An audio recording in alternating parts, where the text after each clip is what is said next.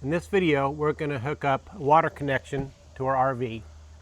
We're going to look at all the pieces and parts you need. We're going to figure out the correct order that needs to be in and why you need some of these and why you may not need some of these. But anyway, everything that I have to hook up water to my RV is in this container right here. And we keep it here, we keep it separate. First of all, we're going to talk about, we use the zero G water hose. At one time we used the white Camco hose. There's nothing wrong with the hose. It supplied water very well, but it was bulky, it was stiff, and it was hard to store.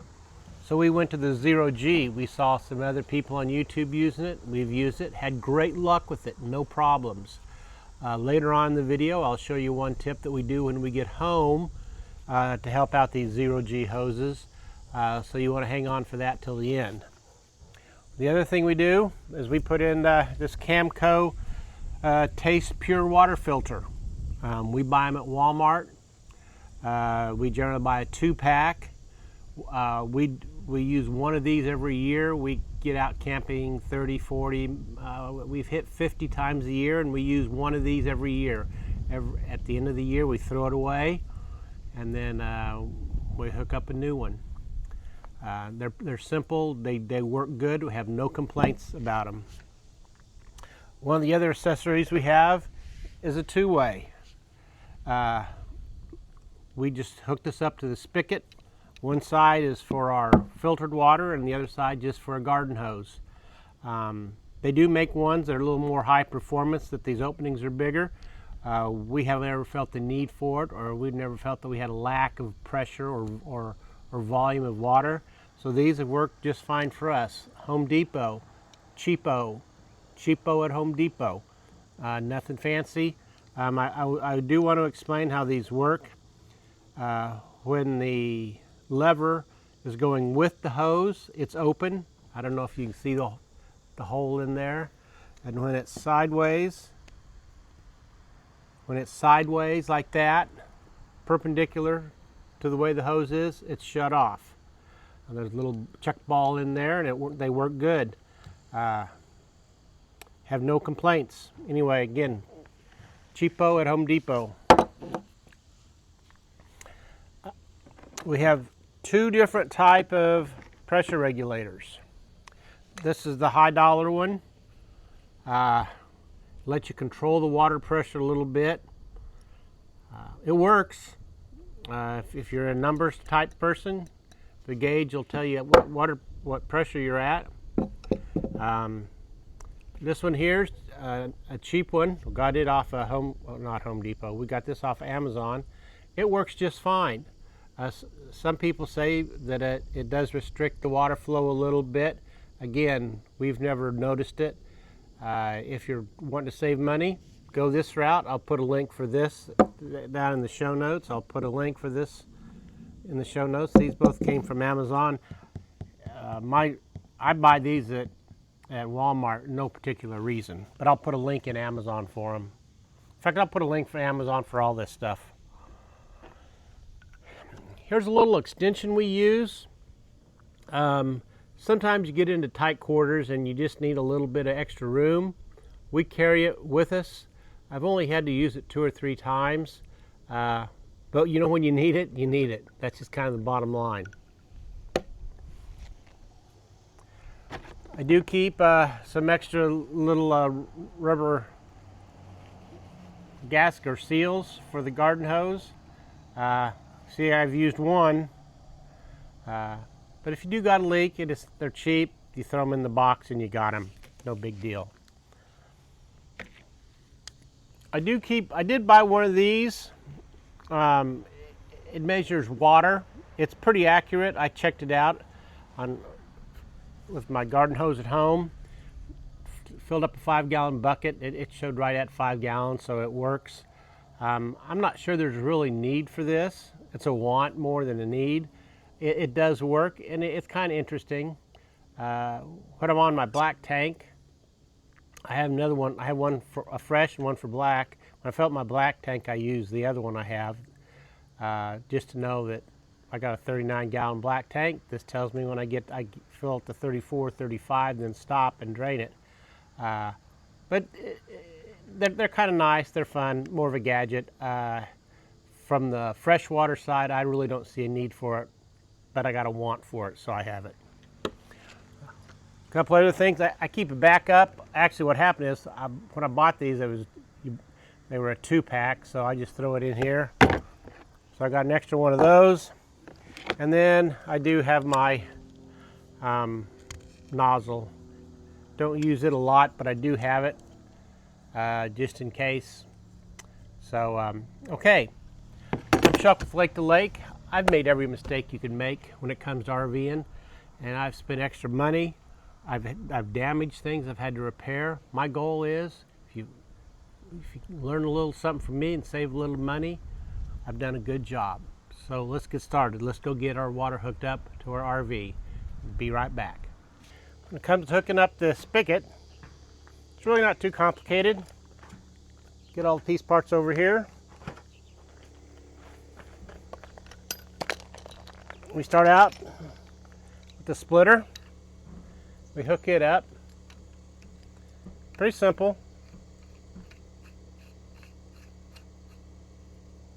Then, if need be, I'm just going to do this for demonstration purposes only. If you need an extension, you can hook this one up here. Just makes life a little easier sometimes. Then, you want the pressure regulator. You want it hooked up. It's pretty simple.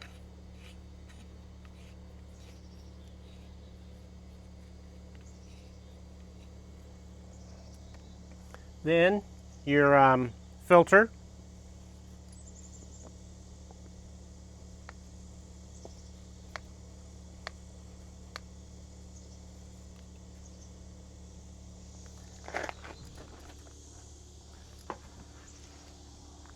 Then lastly, we hook up our 0G water hose. And you can see with this flex, see how that works? Makes it a little easier.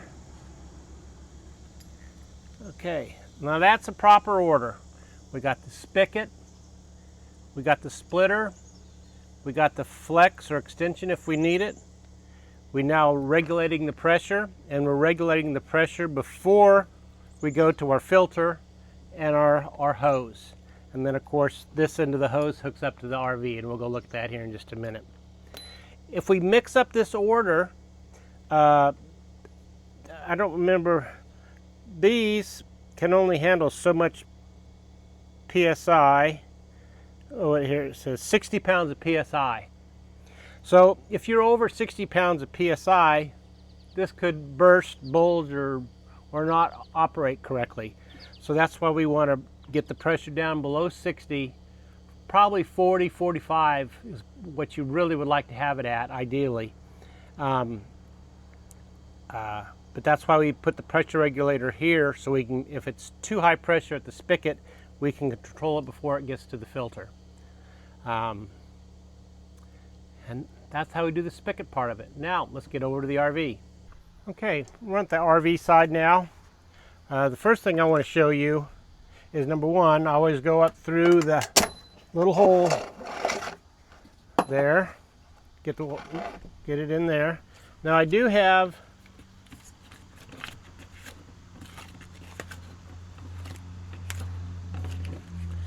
one of these angles, and all it does, I have one of these. It's got a shut off on it.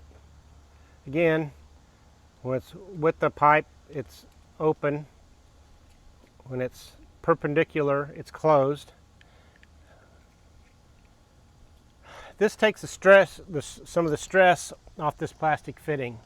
By putting it in here, if I put it in this way, it's going to be pulling down. It's going to be pulling down on it. So this just takes some of the stress off the hose. So once we come up through our hole in the floor of the basement. Then we just tighten this up this way. And then the only thing we need to do is when we're hooked up to city water, it's set this way. If we want to fill up our fresh tank, we turn it on this way. And when we have it on fresh tank, it will only pull water out of the fresh water tank that we have on board. It will not pour water. It will not pull any water from here because it runs off the pump. So that's kind of how we hook it up to the RV. It's really very simple. Now I'm going to go show you the one trick we do when we get home after we're all done camping. After we've gone camping, the next thing I do is when we get home, I lay this out in my driveway, lay it out in the sun. I got a little downhill gravel driveway here, and I lay it out this way.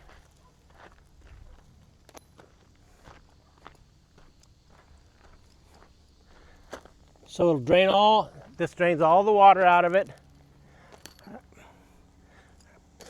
let it sit for a day or so, or all day in the sun, and that gets the water out of it, dries it out good. Then I coil it up and I put the two ends together.